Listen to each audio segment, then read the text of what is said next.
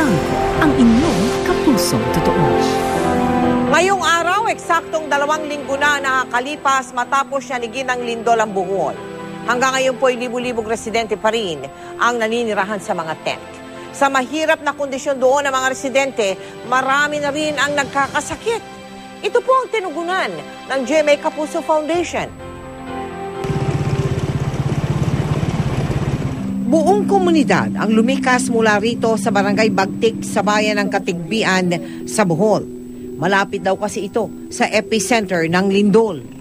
Makikita ang malalaking bitak sa buong barangay. At ang pinagtataka ng mga residente, tila ba mas lumalaki raw ang mga bitak sa pagdaan ng mga araw.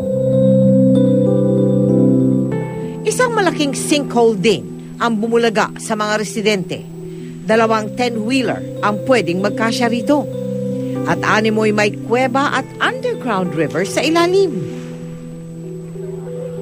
Tuloy, mas pinipili ng mga residente na tiisin ang pahirapang kondisyon sa mga tent.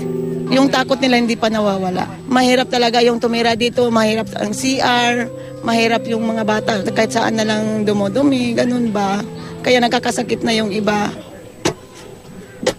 Kaparehong sitwasyon din ang kinakaharap ng mga taga-barangay SWA sa bayan ng Inabanga. Sa isang tent, 10 pamilya ang pilit na nagkakasya. Sa gabi, sobrang lamig. Sa araw, sobrang init. Kaya yung mga anak namin, may iba-ibang diferensya sa balat, kakati, ubo, sipon. Nakatawag ng aming pansin ang isang grupo ng mga residente. Dinayo nila ang ating medical mission sa kalapit na barangay ng Lantad.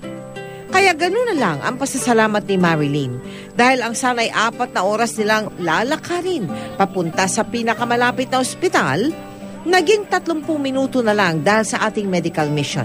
Hindi namin inasahan nga may dumarating na tulong. Marami talagang salamat sa mga taong tumulong sa amin. Yan po ang aming patuloy na misyon dito. Ang mailapit ang ating serbisyong totoo sa mga liblib na bahagi ng Bohol na hindi pa nararating ng anumang tulong.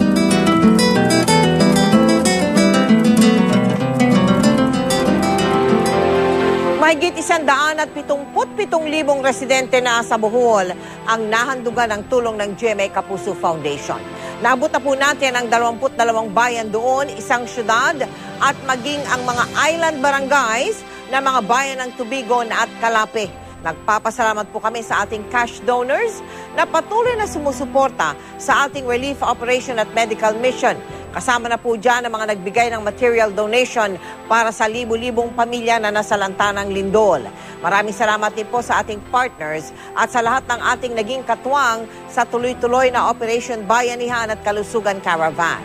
At para po sa mga nais magpahatid ng tulong o donasyon, naka-flash po sa inyong screen ang ating drop-off centers sa Cebu at sa Bohol. Maaari din kayo magsadya o tumawag sa aming tanggapan. Magdeposito sa aming bank account o sa anumang sangay ng Cebuana Luwilier o maglagon sa www.kapusofoundation.com.